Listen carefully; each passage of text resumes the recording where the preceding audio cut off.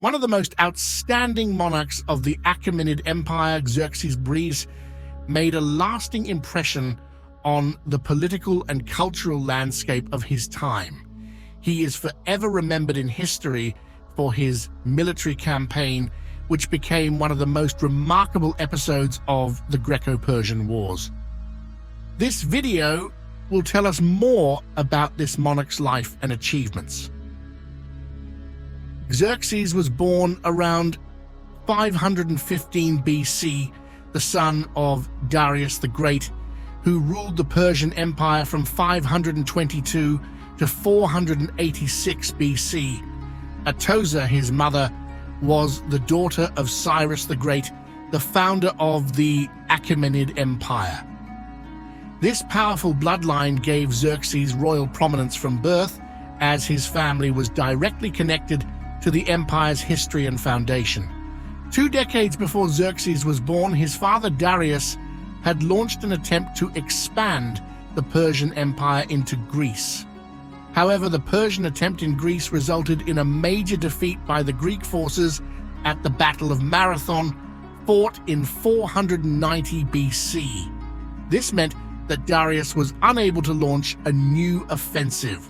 Having died in 486 BC, Darius had appointed Xerxes as his successor to the Persian throne prior to his death. Even though he was not the family's eldest son, his half-brother Xerxes had been born before Darius became king.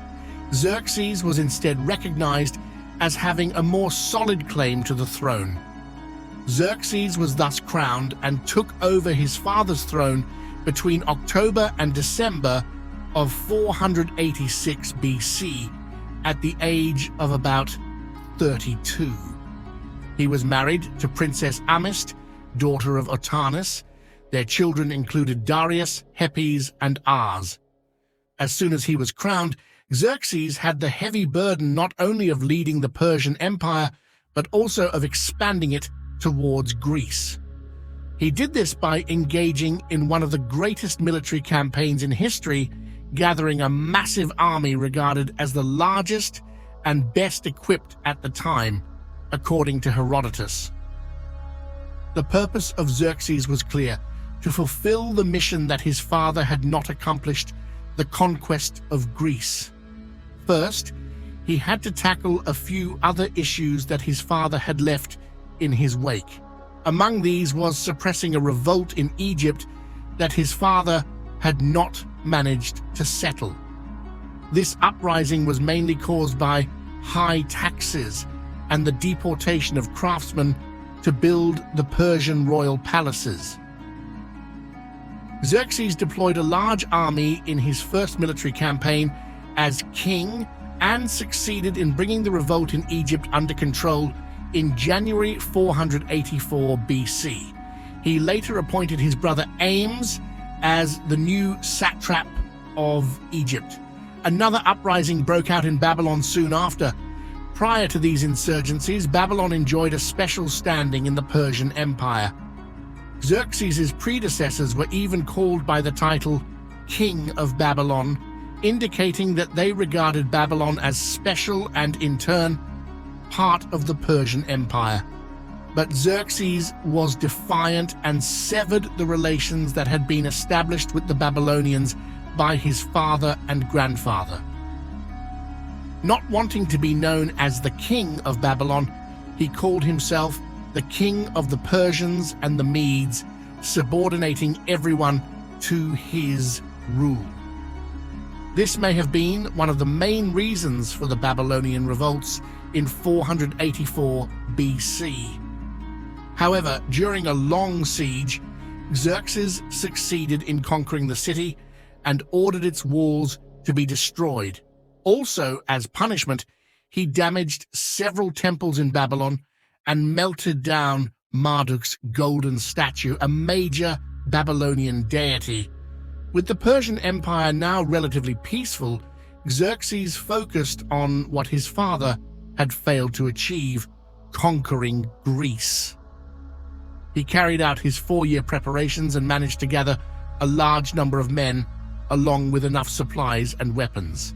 In the spring of 480 BC, Xerxes departed with a huge fleet and an army that Herodotus estimated to be made up of around 1 million men. It also included an elite detachment known as the Immortals, who totaled 10,000 warriors. They left Sardis and made their way through the Thermopylae Pass on the east coast. Xerxes had a crucial part to play in the Battle of Thermopylae as the leader of the Persian army. His move to invade Greece and his leading hand brought the Persian army to mainland Greece. He also had a powerful army and resources at his disposal, meaning he could seriously challenge the Greek city-states, but his ancestors also had an indirect impact on the battle itself.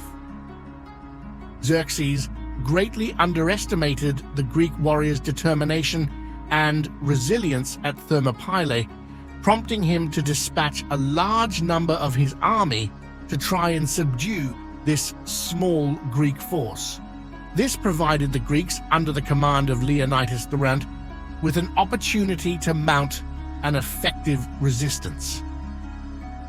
While the Greek forces, headed by Leonidas I of Sparta, displayed outstanding bravery and held out for 3 days against the Persian forces under Xerxes the Great, the Greek traitor Apelles uncovered a secret passageway to the Persians.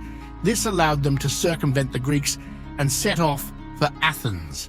However, before Xerxes arrived, most of the Athenians had deserted the city and fled to the nearby island of Salamis. Xerxes defeated a small contingent of Athenians who were still in the city and then burned it to the ground. The outcome of this victory saw the Persians achieve dominance over the whole of mainland Greece. Xerxes was persuaded to confront a Greek fleet in September 480 BC, this time taking place in the waters of the Strait of Salamis, just off the Greek coast. Artemisia of Halicarnassus, a Persian ally, warned against such an action, but Xerxes took the mystical advice. The latter was an Athenian general who had sided with the Persians. The mystic noticed Xerxes' eagerness to conquer Greece and turned it to his advantage. Xerxes was keen for a decisive victory over the allied Greek fleet to accomplish his goals. This is when Themistocles came into play with his maneuver. The Greek leader sent his servant to update Xerxes on the alleged divisions between the allied commanders and the Pelian intentions to evacuate that night. The mystic then suggested that to secure an easy victory, the Persians simply had to block the Strait of Salamis. This tactic had two objectives. First, it was designed to draw the Persian fleet into the strait where the narrow gap would suit the Greeks' tactical abilities. Secondly, the report also stated that should their allies be defeated, the Athenians would be prepared to surrender to Xerxes, thereby granting them some degree of mercy. Anxious to receive favorable news, Xerxes took the bait and commanded his fleet to blockade the Strait of Salamis. It turned out to be the perfect trap for the Persians, who were cornered in that tight spot while the Greeks used their superior tactics. Themistocles successfully drew the Persian navy into the Strait of Salamis, where the limited available room neutralized the Persian numerical advantage. Tactically skillful and with unshakable bravery, the Greeks imposed heavy casualties on the Persian fleet, ultimately forcing it to retreat. Having recognized this setback, Xerxes withdrew to Asia, bringing a large part of his army with him. Afraid that the Greeks would storm the bridges over the Hellespont, he made a strategic retreat. Xerxes returned to his capital, Susa. His retreat did not spell the end of the Persian threat to Greece, as he left the invasion in the hands of his general and cousin, Mardonius. The Persian foothold was still sound, notwithstanding the naval defeat, since much of Greece was still under Persian control and the colossal Persian land army stood undisturbed. Xerxes likely entertained the expectation that the Greek alliance, weak and divided between rivals such as Athens and Sparta, could collapse if they offered the right diplomatic conditions.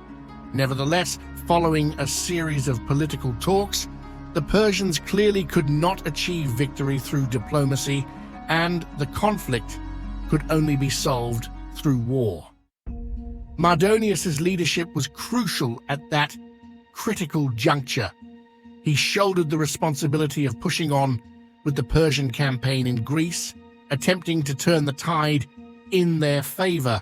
Albeit against a Greek alliance bent on resisting the Persian invasion, Mardonius displayed great military and strategic skill in trying to achieve Xerxes' objectives. But the Greek tactical prowess outmatched the Persian forces in battle, and this sealed the doom of Xerxes' ambitions. Greece was ready to struggle to the very end to preserve its independence and identity. Following Mardonius's death, the remaining Persian troops experienced unsanitary conditions and starvation, causing diseases such as dysentery to spread, aggravating the soldiers' already despairing situation even further. When Xerxes finally crossed the Hellespont and arrived in Sardis, most of his army had been lost. His magnificent expedition had turned into a debacle, leaving him with only a shadow of the army that had once marched into Greece. The Greeks, led by Pausanias of Sparta, decided to counterattack a few years later to liberate the Greek settlements in Asia Minor, which were under Persian rule. Xerxes mobilized a new force to confront the Greeks and protect his regional interests. In 466 BC, a Greek commander named Cimon led an impressive comeback at the Battle of Mydon on the southern coast of Asia Minor. Cimon and his troops defeated the Persians twice on the same day.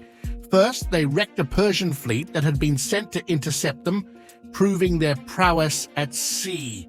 Then, Cimon successfully led his Greek army against the Persian ground forces on the beach, albeit outnumbered. Cimon's triumph at the Battle of Mydon was a landmark occasion, a turning point in Greek-Persian relations in the region. This string of Greek triumphs proved the Greeks' resilience and fighting ability, defying Persian influence and cementing the autonomy of the Greek colonies in Asia Minor. Xerxes' daring campaign came to a heartbreaking halt, ultimately sealing the fate of the Persian Empire in Greece. With no more prospects of expanding his empire, Xerxes opted to spend his time and resources on projects and monuments. He poured enormous amounts of money into even bigger constructions than those made by his father Darius. He also managed the roads throughout the empire, especially the royal roads used to send messages and goods. Xerxes also targeted the expansion of important cities such as Susa and Persepolis. This did help to keep the empire running, even though it came at great expense. Following the heavy toll of the Persian campaign in Greece, Xerxes imposed heavy taxes on his provinces and subjects to raise revenue for his projects. While this extensive taxation provided the necessary funds, it also had a profound impact on the empire's economy. Increased taxes and levies sparked unrest and bitterness among people throughout the empire. Grudgingly, the subjects, financially overburdened by the Persian incursion into Greece and now saddled with additional taxes to support Xerxes' mammoth projects, were far from happy. This widespread malcontent may have contributed to the volatile political climate that led to Xerxes' assassination, a devastating event shook the Achaemenid Empire in August 465 BC when Artabanus, the commander of the royal bodyguard and a prominent authority in the Persian court, conspired to assassinate the Persian king Xerxes. The Greek historian Aristotle claimed that Artabanus first executed Xerxes' son, Darius, and then the king. When Artaxerxes, Xerxes' third son, found out about the murders of his father and brother, he executed Artabanus and his sons and took back the throne. Xerxes lived up to his cruel and slanderous reputation in Greece even after his death. Not surprisingly, Greek sources, especially Herodotus, painted Xerxes in an extremely negative way. This is a far cry from his predecessors, Cyrus and Darius, who were often revered by Greek scholars. Over a century after Xerxes' death, Alexander the Great embarked on his campaign to conquer Persia. He had a specific revenge agenda in mind. Xerxes' sacking of Athens during the Greco-Persian Wars prompted Alexander to seek revenge, and he took aim at Xerxes' palace in Persepolis as an act of vengeance. Xerxes thereby left a complex legacy as a tyrant king of the Achaemenid Empire. If you enjoyed learning more about the history of this Persian king, please like this video and subscribe to our channel. See you in the next video.